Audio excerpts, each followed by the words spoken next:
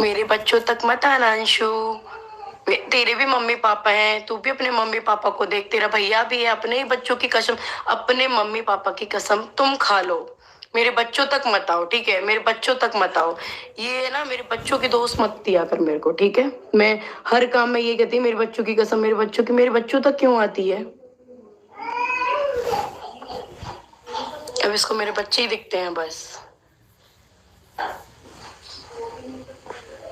तेरे को क्या लगता है, मतलब तू पागल समझती है? तूने वो स्क्रीनशॉट लगा दी है, उसका भी प्रूफ सुन, मैं दूंगी उसका प्रूफ कि वो दारोट चैनल तेरे पास है। अभी तक नहीं दिया था, अब मैं प्रूफ दूंगी कि दारोट चैनल तेरे पास है। अभी तो देखना बेटा। हेलो एवरीवन, कैसे हैं आप सब। Welcome back to my channel जिसका नाम है पम्मी विद तरुणा। मैं तरुणा स्वागत करती हूँ आप सभी का अपने चैनल में। और कैसे हैं आप सब, कमेंट में ज़रूर बताइएगा। अब मैं बात करूँगी स्नैपी गर्ल के बारे में और उनकी नंद के बारे में। क्यों बात कर रहे हैं अंशु के बारे में, ये मैं आपको बता देती हूँ। क्योंकि आपको पता है द रॉड चैनल के लिए स्नैपी मतलब सपना बार बार यही बात बोलती है कि वो चैनल अंशु को दे चुकी है।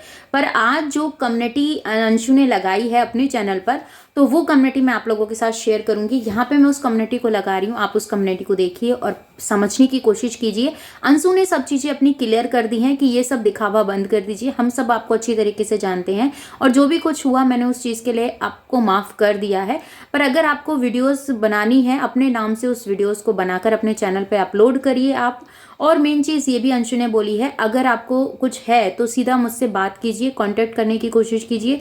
मैं क्योंकि अंशु जब कॉल करती है तो वो कॉल रिसीव नहीं करती हैं और वाईटी पर यही चीज़ें बोलती हैं कि अंशु से मेरी बात होती है, इंस्टा पे भी बात होती है। जैसे कि आपको पता है अंशु ने पहले अपनी इंस्टा की रिकॉर्डिंग भी आप लोगों के साथ शेयर की थी कि उन्होंने वहाँ से उनको ब्लॉक किया हुआ है। और सपना हमेशा से अपनी वीडियोज़ में यही बोलती हैं कि नहीं, अंशु से मेरी बात होती है, पर ज़रूरी नहीं है सब चीज़ें मैं आप लोगों के साथ शेयर करूँ।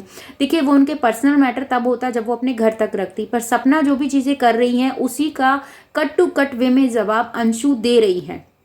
अंशु ने यहाँ पर यह भी बताया कि अंशु के और सपना के अब रिश्ते ठीक नहीं हैं, क्योंकि ये जो चीज़ें हुई हैं जैसी भी हैं, जब अंशु सपना के पास रहती थी सपना हमेशा से अंशु की इतनी तारीफ किया करती थी कि अंशु मेरे लिए सब कुछ है। अगर राजवीर सूरज जी मुझे छोड़कर चले गए हैं, पर अंशु ने मुझे मेरा साथ नहीं छोड़ा है।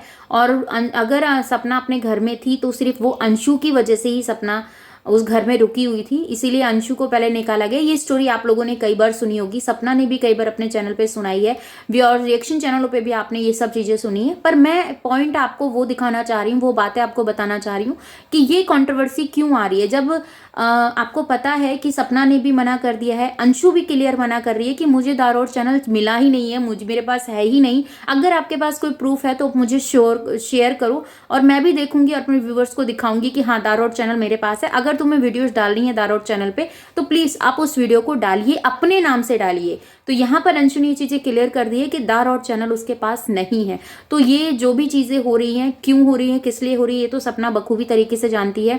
और अच्छा करते करते भी कई बार सपना ऐसे क्लू छोड़ ही देती है जिससे कि ये चीज़ें पता चल जाती हैं कि शायद वो 100% अच्छे होने का जो दावा करती हैं वो शायद सही नहीं है अंशु के रिगार्डिंग। क्योंकि अंशु का फ्यूचर अभी शुरू हो रहा है और अंशु ने ये बात कही है, आप हमेशा से मेरे लिए ऐसी सिचुएशन खड़ी कर देती हैं, या तो करो या मरो। तो ऐसी वाली जब बातें हो जाती हैं तो समझ लो कि उसको कितना प्रेशराइज किया जा रहा है अंशु को।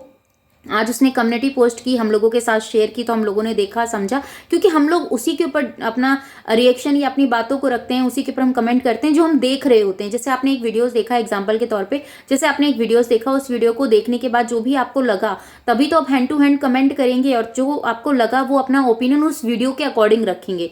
तो वही सारी चीज़ें हैं। जैसा अंशु का मैंने ये कम्युनिटी देखा, बहुत सारे लोगों ने देखा, उसके ऊपर सबकी अपनी अपनी प्रतिक्रिया है। कोई किस वे में बताता है, कोई किस वे में बताता है। मुझे जो लगा वो मैंने आप लोगों के साथ शेयर किया। और आपको क्या लगता है, अंशु सही है या सपना सही है, या फिर दोनों में से कौन सही है, कमेंट में मुझे ज़रूर बताइएगा। पर मैं इतना कहना चाहूँगी, अभी उस बच्ची का फ्यूचर शुरू हो रहा है, वो अपनी पढ़ाई पे ध्यान दे रही है। इन सब चीज़ों में उसको घसीटना मुझे नहीं लगता कहीं से कहीं तक भी सही है। क्योंकि आपने कई बार कहा है कि अंशु को आपने हमेशा से अपनी बेटी की तरह माना है, तो अगर बेटी की तरह माना ही है, अगर बच्ची से कोई गलती हो भी गई तो माफ़ करके उसे साइड करो और उसको अपने अपने पढ़ाई पे फोकस करने दो। क्योंकि इन सब चीज़ों में यूट्यूब में फंसेगी तो वो नहीं ठीक है। आगे उसके लिए भी ठीक नहीं है। और अगर ये कंट्रोवर्सी एक बच्ची के ऊपर आती है, क्योंकि आपको पता है वाईटी पे कंट्रोवर्सी कितनी जल्दी फैलती है, जैसे कि पेट्रोल हमेशा लगा के तैयार रखते हैं, बस कोई चिंगारी डाल दे और ब्लाक से आग लग जाती है, तो वो वाली सिचुएशन वाईटी पे चलती रहती है। तो मैं तो सिर्फ यही कहूँगी कि उसका अभी भविष्य में अपना कर रही है, वो अपने कदम बढ़ा रही है, अपनी पढ़ाई पे फोकस कर रही है, तो उस पर उसी को रहने दीजिए। अपने पर्पस के लिए अपनी वीडियोस को अगर शूट करती है, डेली व्लॉगिंग करती है, तो मुझे नहीं लगता कि वो चीज़ें गलत हैं। पर उसके ऊपर कंट्रोवर्सी करके आप अगर किसी दूसरे को सुनाना चाहती हैं, बताना चाहती हैं, तो डायरेक्ट उसका नाम लेके उसी के लिए बोलिए ना। अंशु को बीच में टारगेट मत कीजिए, मुझे तो ये लगता है। आपकी क्या राय है प्लीज़ मुझे कमेंट में बता दीजिएगा। चैनल पर नए हैं तो सब्सक्राइब कर लीजिएगा। और जो भी आपको लगता है XYZ, चाहे सपना के लिए चाहे आपको अंशु के लिए, तो कमेंट्स में अपनी राय देना मत भूलिएगा, क्योंकि आपके ओपिनियन मेरे लिए बहुत वैल्यू करते हैं। तो मिलते हैं नेक्स्ट वीडियो में। जय श्री कृष्णा, राधे राधे।